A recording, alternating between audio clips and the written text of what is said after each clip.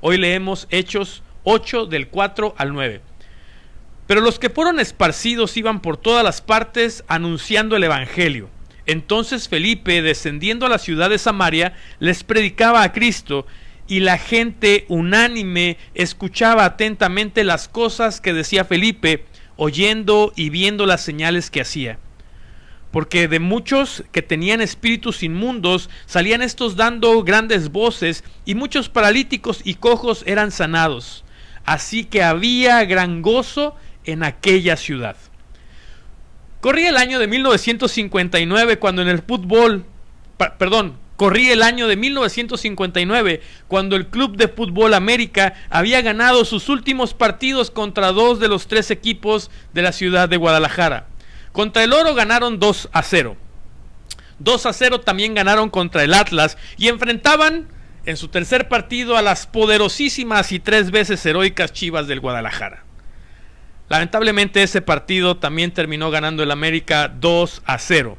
Al final del partido, el director técnico de los Millonetas, como se le conocía así al equipo del América en ese entonces, hizo esta declaración: América no viene a Guadalajara a ganar, eso es rutina. Nosotros venimos para cambiarle la lada de larga distancia. Así que ya saben, mis amigos, cada que quieran llamar a Guadalajara, marquen el 20 20 20. Cortesía del América. Esa fue su declaración. Y a partir de allí comenzó la rivalidad que divide al país en dos y ha sido razón de muchos pleitos y diferencias. Diferencias bien marcadas como los ricos contra los pobres, los güeritos contra los prietitos, los católicos contra los cristianos, los fifís y los chairos, y así hasta el infinito. En la Biblia se nos relata una división social muy marcada entre judíos y samaritanos. A pesar de tener las mismas raíces y creer en el mismo Dios, no podían ni verse en pintura. En el tiempo de Jesús, las relaciones entre ellos eran tensas y conflictivas, llegando hasta el odio y la intolerancia en muchas ocasiones. Pero hay 3 pasajes muy interesantes que me gustaría mirar brevemente. Pero tengamos cuidado. Escoger un bando en este tipo de divisiones solo desequilibra más la balanza y hace más profunda la división en lugar de un bien común. Entre judíos y samaritanos había por lo menos 3 grandes problemas.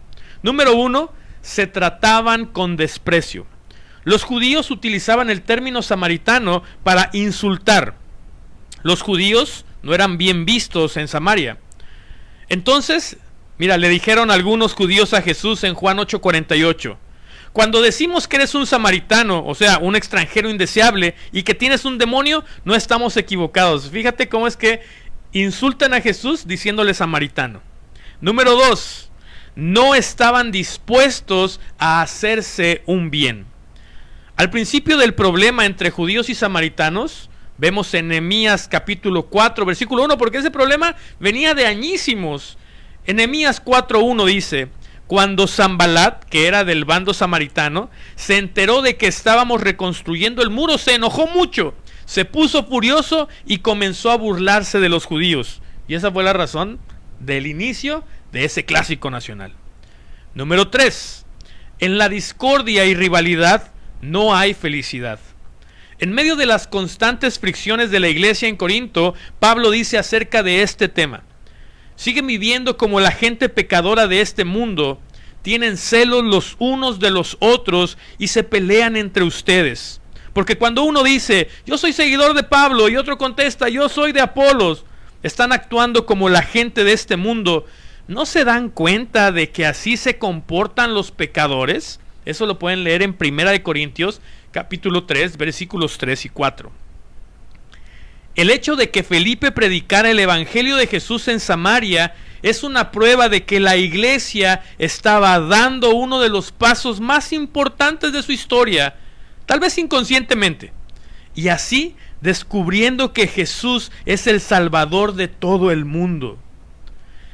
Esto debe motivarnos a tomar la decisión hoy de cambiar la manera en que tú y yo vivimos la vida.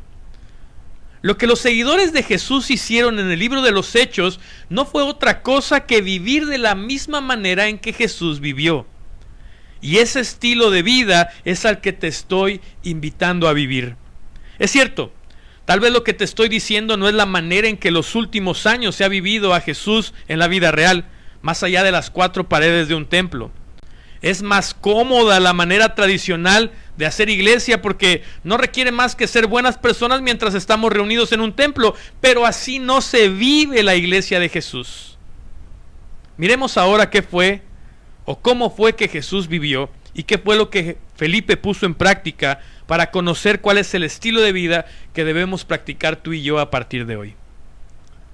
Número 1, Felipe les trajo la historia de Jesús, el mensaje del amor de Dios revelado en Jesucristo. Eso es algo que Jesús ya había hecho sentado cerca de un pozo conversando con su enemiga natural. Pero es que no se trata de hablar de cualquier cosa. Le dijo la mujer: sé que debe venir el Mesías llamado el Cristo. Cuando Él venga nos declarará todas las cosas. Pero Jesús le dijo: yo soy el que habla contigo. Creo que esa parte ya la tienes bien explicada. Ve y cuéntale a otros de Jesús. Ve y cuéntale a otros de las grandes cosas que Él hace contigo. Sé que tus preferencias te han hecho tomar un bando en muchos pleitos de la vida, pero te quiero contar una cosa. Cuando escogemos a Jesús, dejamos todos los bandos que hayamos tomado en la vida.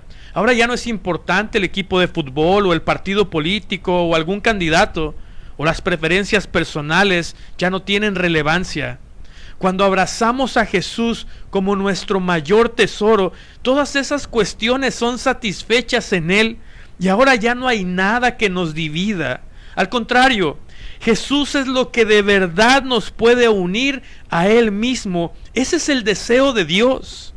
No buscamos razones para pelear o discutir. Buscamos estar unidos a Jesús y que muchos más lo conozcan para unirse a Él, sencillamente porque separados de Jesús nada podemos hacer. Seguir a Jesús no es egoísmo, es una vida que comparte el mensaje siempre. Número 2, Felipe les trajo un bien. El problema entre judíos y samaritanos era tan grande que no solo no buscaban el bien del otro bando, sino que no se avergonzaban de desearles el mal. En el relato de Lucas 9, Jesús envió a unos mensajeros a un pueblo de Samaria para que le buscaran un lugar donde pasar la noche. Pero la gente de esa región no quiso recibir a Jesús porque sabían que él iba de viaje para Jerusalén. Cuando Santiago y Juan, sus discípulos, vieron lo que había pasado, le dijeron a Jesús: Señor, permítenos orar para que caiga fuego del cielo y destruya a los que vivan aquí. Los samaritanos le hacen un mal y los discípulos judíos quieren responder de la misma manera. ¿No te ha pasado eso? ¿No es algo como que sale natural en nosotros? Pero ¿qué es lo que hace Jesús? Él voltea a ver a sus amigos y los regaña. Eso no es lo que hacemos, les dijo.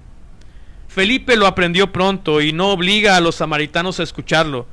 Ellos son los que reciben con gusto el mensaje, y no solo eso, también reciben un bien de parte de la iglesia. Seguir a Jesús no ha sido nunca algo solo de palabras, es amor que da de lo que ha recibido. Pon las manos sobre los enfermos ungiéndolos con aceite. Dale de comer al que necesita. Cuida al indefenso. Ora por las necesidades de otros como si fueran tuyas. Comparte de lo que Dios te ha dado. Dale voz al humillado. Busca la justicia para las minorías. Pon tus privilegios al servicio de los que viven en injusticia, a pesar de que la gente no comparta tus ideales. ¿Qué más se te ocurre que podemos hacer de bien a los demás siguiendo el ejemplo de Jesús? Me gustaría que dejaras en un comentario qué otras cosas podríamos hacer para hacerle un bien a los demás, incluidos a los que no piensan como nosotros. Por favor, siéntete libre de dejar un mensaje allí y decirnos qué otras cosas propones para hacer. Y número 3, hubo alegría en la ciudad. Mal citando a Voltaire, diré que la vida de un verdadero seguidor de Jesús debe ser una farmacia donde se encuentra siempre un bien para todos. Seguir a Jesús tiene una consecuencia natural, una alegría que no hemos experimentado nunca antes. Eso es lo que dice la lectura de hoy en el versículo 8. Y todos en la ciudad estaban muy alegres. Los problemas seguramente seguían estando, los baches seguían sin estar reparados, las luminarias seguían sin encender, tenían gobernantes corruptos, las cosas no salían, había robos, había inseguridad.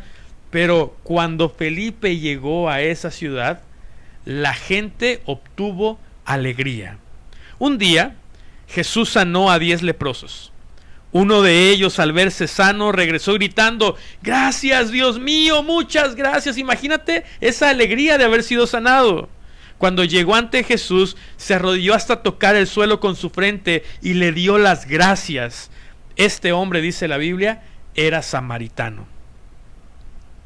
Jesús le hacía bien incluso a los que se supone que no debería hacerle, y con eso les traía alegría. Todo esto es lo que buscamos cuando te invitamos a plantar la iglesia en tu casa. Esto es lo que queremos que suceda. Nos alegra que te unas a nuestras transmisiones entre semana. Es un honor poder contar con tu presencia, pero de verdad, deseamos con todo nuestro corazón que lo mismo que sucedió con Felipe y los samaritanos suceda contigo y con los tuyos.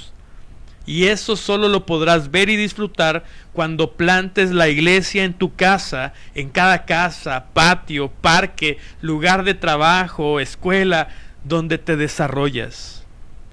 No sigamos buscando que la gente se una a una religión en particular. Busquemos que tanto nosotros como la gente tengamos un punto de unión que no cause conflicto. Unámonos a Jesús y sigamos sus instrucciones. No sigamos buscando el mal de quienes no están en nuestro bando. Habiendo tantas cosas bonitas e importantes que compartir, dales a Jesús y del poder que Dios ha puesto en ti. No sigamos viviendo esa religión que parece un panteón. El evangelio irradia alegría.